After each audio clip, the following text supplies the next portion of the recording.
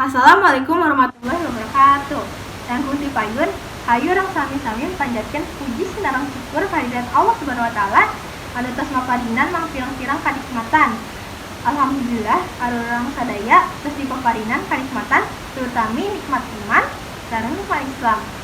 Dina waktu ieu abdi bade ngadugikeun di antara anu judulna dampak ti diajar online.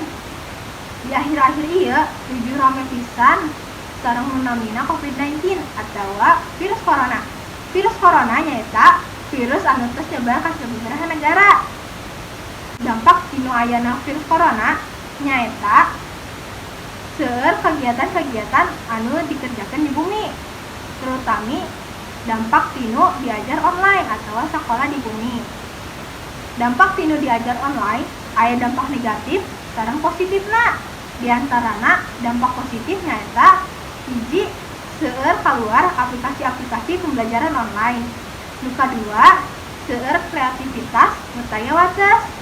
Dampak negatifna nu kahiji nyaeta langsung seueur tugas anu dipasikeun. Nu kadua seueur tugas nu teu kahaptos. Nu katilu jaringan nu teu sae di sababaraha daerah. Rupina mung sakitu wae biantara nu tiasa pingkuring dugikeun. Hampunten bila aya kalepatan. Wassalamualaikum warahmatullahi wabarakatuh.